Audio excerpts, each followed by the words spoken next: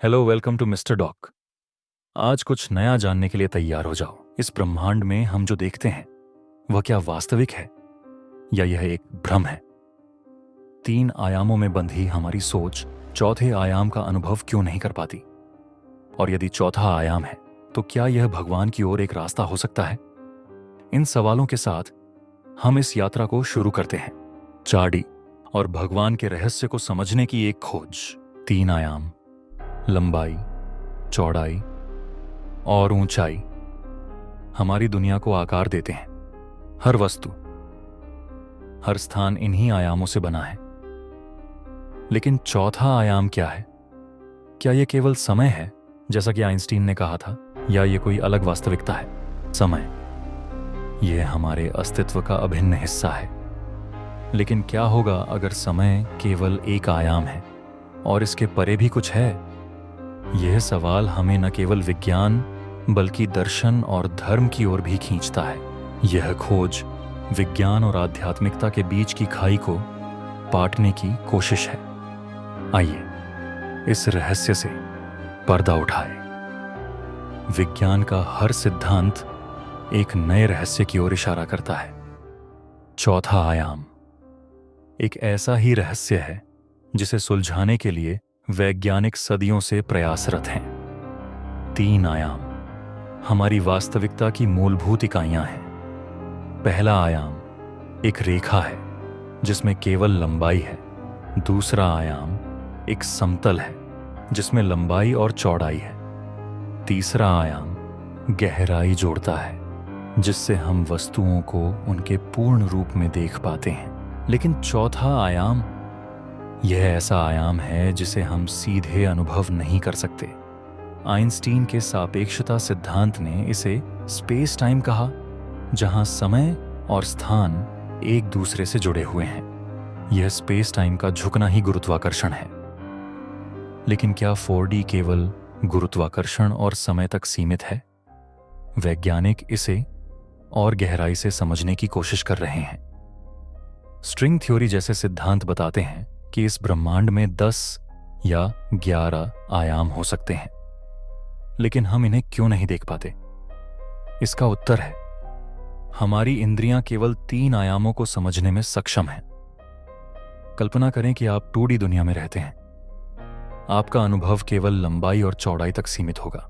यदि कोई 3D वस्तु आपकी दुनिया में प्रवेश करे तो आप इसे पूरी तरह समझ नहीं पाएंगे। यही चौथे आयाम के साथ भी है। हम इसे अनुभव करने के लिए सक्षम नहीं हैं। क्या होगा अगर हम चौथे आयाम को देख सकें?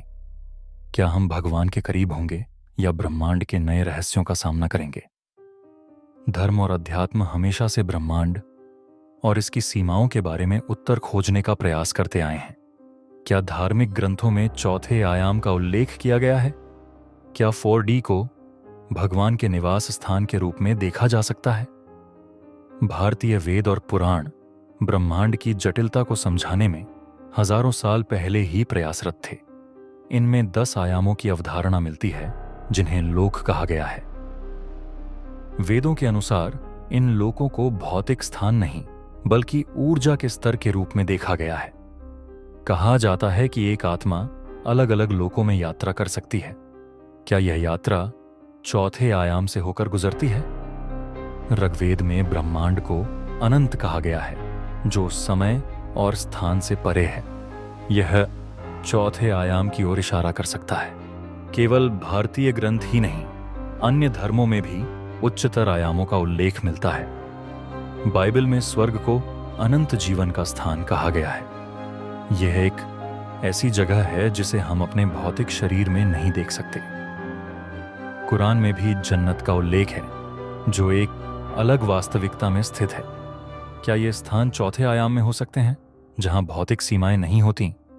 धार्मिक ग्रंथ बार बार एक ऐसी जगह का उल्लेख करते हैं जहां हमारी वर्तमान वास्तविकता समाप्त हो जाती है और एक नई दुनिया शुरू होती है। ध्यान और योग को अक्सर चौथे आयाम में प्रवेश करने का माध्यम माना गया है। जब एक साधक ध्यान में गहराई से उतरता है तो वह भौतिक संसार से परे जाता है। यह अनुभव किसी और आयाम का हो सकता है। आध्यात्मिक गुरुओं ने कहा है कि ध्यान के माध्यम से चेतना के उच्च स्तर तक पहुंचा जा सकता है। क्या यह चेतना चौथे आयाम की ही एक झलक है? आध्यात्मिकता के अनुसार 4D केवल समय और स्थान नहीं, बल्कि ऊर्जा और चेतना का आयाम है। क्या चौथा आयाम भगवान का निवास स्थान है? धार्मिक मान्यताओं के अनुसार भगवान एक सर्वव्यापी और सर्वजयी की शक्ति हैं, जो समय और स्थान की सीमाओं से परे हैं। यह परिभाषा 4D के वैज्ञानिक सिद्धांत से मेल खाती है। लेकिन अगर 4D भगवान का निवास स्थान है, तो हम वहां कैसे पहुंच सकते हैं? क्या यह केवल आत्मा की यात्रा है, या विज्ञान इस तक पहुंचने का कोई साधन बना सकता है? धर्म और विज्ञान, जो हमेशा से एक दूसरे से अलग माने गए हैं, चौथे आयाम पर आकर एकजुट हो सकते हैं। क्या कोई इंसान वास्तव में भगवान हो सकता है? इतिहास से लेकर आधुनिक समय तक कई व्यक्तियों ने स्वयं को भगवान घोषित किया है।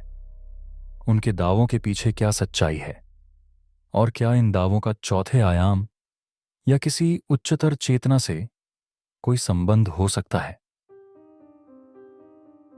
प्राचीन काल में राजा और सम्राट अक्सर स्वयं को भगवान घोषित करते थे। मिस्र के फिरौन को देवता का पुत्र माना जाता। कई राजा स्वयं को विष्णु या शिव का अवतार बताते थे। यह केवल सत्ता की इच्छा थी, या इन दावों के पीछे कोई गहरी आध्यात्मिक प्रेरणा थी? इतिहासकारों का मानना है कि यह जनता को नियंत्रित करने का एक साधन था, लेकिन कुछ अध्यात्मवादी इसे दिव्य चेतना के संकेत के रूप में देखते हैं।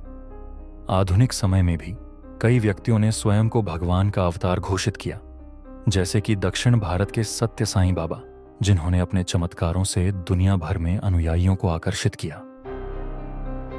इन चमत्कारों को लेकर विज्ञान के पास कोई स्पष्ट उत्तर नहीं है। क्या यह वास्तव में चौथे आयाम की शक्ति थी, या केवल एक भ्रम? भारत के अलावा पश्चिमी देशों में भी ऐसे कई व्यक्तियों ने भगवान होने का दावा किया। चार्ल्स मैनसन और जिम जोन्स जैसे व्यक्तियों ने अपने अनुयायियों को विश्वास दिलाया कि वे दिव्य शक्ति से जुड़े हैं। मनोविज्ञान इन दावों को समझाने के लिए डिल्यूजन ऑफ ग्रैंडियर, महानता का भ्रम नामक अवधारणा प्रस्तुत करता है। इसमें व्यक्ति को यह विश्वास हो जाता है कि वह किसी उच्चतर शक्ति से जुड़ा है। लेकिन क्या यह केवल मानसिक स्थिति है, या वास्तव में ऐसे लोग चौथे आयाम से जुड़े हो सकते हैं? कुछ वैज्ञानिक यह मानते हैं कि हमारे मस्तिष्क का एक हिस्सा, जिसे पीनियल ग्लैंड कहा जाता है, उच्चतर आयामों से जुड़ सकता है। ध्यान और साधना के दौरान यह सक्रिय हो सकता है। अगर चौथा आयाम वास्तव में चेतना का एक स्तर है, तो क्या ऐसा हो सकता है कि भगवान होने का दावा करने वाले व्यक्ति इस आयाम से जुड़ गए हों? कुछ आध्यात्मिक गुरुओं का मानना है कि भगवान कोई व्यक्ति नहीं, बल्कि एक ऊर्जा है, जिसे केवल उच्च चेतना के माध्यम से अनुभव किया जा सकता है। क्या 4D के माध्यम से भगवान के अस्तित्व को समझा जा सकता है? यह सवाल अभी भी विज्ञान और धर्म के बीच बहस का विषय बना हुआ है। ऐसे दावों ने समाज पर गहरा प्रभाव डाला है। कुछ ने मानवता को प्रेरित किया, तो कुछ ने विनाशकारी घटनाओं को जन्म दिया। यह हमें सोचने पर मजबूर करता है। क्या भगवान होने का दावा किसी उच्चतर आयाम की सच्चाई है, या यह केवल मानव मन की एक गहराई है? चौथे आयाम और भगवान के अस्तित्व का रहस्य अभी भी अनसुलझा है। दर्शन हमेशा से हमारे अस्तित्व और वास्तविकता के सवालों का उत्तर खोजने की कोशिश करता रहा है। क्या चौथे आयाम की अवधारणा प्राचीन और आधुनिक दार्शनिक विचारों से मेल खाती है, और क्या यह हमारे अस्तित्व का एक नया आयाम खोल सकता है? प्राचीन ग्रीक दार्शनिक प्लेटो ने अपनी प्रसिद्ध गुफा की कथा में कहा था कि जो कुछ हम देखते हैं वह केवल वास्तविकता की छाया है। प्लेटो का यह विचार बताता है कि हमारी दुनिया सीमित है और इससे परे एक उच्चतर वास्तविकता मौजूद है। यह चौथे आयाम की अवधारणा के समान है, जो हमारी वर्तमान वास्तविकता के परे है। क्या प्लेटो का प्रकाश और सत्य का आयाम वही है जिसे हम आज 4D कहते हैं? वेदांत दर्शन कहता है कि ब्रह्मांड एक माया है, एक ऐसा भ्रम जिसे हमारी इंद्रियां और मन वास्तविक मानते हैं। लेकिन इसके परे एक ब्रह्म है जो असली सत्य है। वेदांत दर्शन में यह सत्य आत्मा और परमात्मा के एक होने में मिलता है। क्या यह आत्मा की यात्रा चौथे आयाम में प्रवेश करने का प्रतीक है? यदि माया 3 आयामों की वास्तविकता है तो ब्रह्म चौथे आयाम का प्रतिनिधित्व कर सकता है। दार्शनिकों और वैज्ञानिकों का मानना है कि हमारी चेतना केवल भौतिक दुनिया तक सीमित नहीं है, यह एक उच्चतर आयाम तक पहुंच सकती है। चेतना का विस्तार चौथे आयाम तक कैसे हो सकता है? क्या यह आयाम केवल भौतिक स्थान और समय तक सीमित है, या यह हमारी सोच और आत्मा का हिस्सा है? दार्शनिकों का मानना है कि चेतना चौथे आयाम की कुंजी हो सकती है। आधुनिक दर्शन, विशेष रूप से सिमुलेशन थ्योरी, यह मानता है कि हमारी दुनिया एक सिमुलेशन हो सकती है। यदि यह सिमुलेशन है तो चौथा आयाम उस कोड या प्रणाली का हिस्सा हो सकता है जो हमारी वास्तविकता को संचालित करता है। क्या चौथे आयाम के माध्यम से हम इस सिमुलेशन से बाहर निकल सकते हैं और असली सत्य तक पहुंच सकते हैं? दर्शन हमें यह सिखाता है कि चौथा आयाम केवल एक वैज्ञानिक अवधारणा नहीं है, बल्कि यह हमारी आत्मा और ब्रह्मांड के बीच का सेतु हो सकता है। चौथा आयाम न केवल विज्ञान का विषय है, बल्कि यह हमारे अस्तित्व और ब्रह्मांड के उद्देश्य को समझने का एक माध्यम भी है। चौथा आयाम विज्ञान, धर्म और दर्शन की सीमाओं को पार करता हुआ एक ऐसा रहस्य है जो मानवता को उसकी वास्तविकता और उद्देश्य को समझने का मौका देता है। लेकिन यह रहस्य कितना गहरा है और भविष्य में इसे समझने के लिए हमें क्या करना होगा? आज के समय में चौथा आयाम मुख्य रूप से भौतिकी और गणित का एक सिद्धांत है। वैज्ञानिक इसे ब्रह्मांड की संरचना को समझने के लिए उपयोग कर रहे हैं। हालांकि चौथे आयाम का महत्व केवल विज्ञान तक सीमित नहीं है, यह हमारी चेतना, आत्मा और अस्तित्व के दार्शनिक और आध्यात्मिक प्रश्नों से भी जुड़ा हुआ है। हमारी वर्तमान समझ में 4D वह पुल है जो हमारी भौतिक और आध्यात्मिक वास्तविकता को जोड़ सकता है। भविष्य में चौथे आयाम की खोज के लिए तकनीकी और वैज्ञानिक अनुसंधान महत्वपूर्ण होंगे। ब्रह्मांडीय ऊर्जा, ब्लैक होल और समय यात्रा पर शोध हमें इसके करीब ला सकता है। लेकिन साथ ही ध्यान और योग जैसी प्राचीन विधियां हमारी चेतना को चौथे आयाम तक ले जाने का साधन हो सकती हैं। क्या भविष्य में विज्ञान और आध्यात्म एक साथ मिलकर चौथे आयाम का रहस्य सुलझा सकते हैं?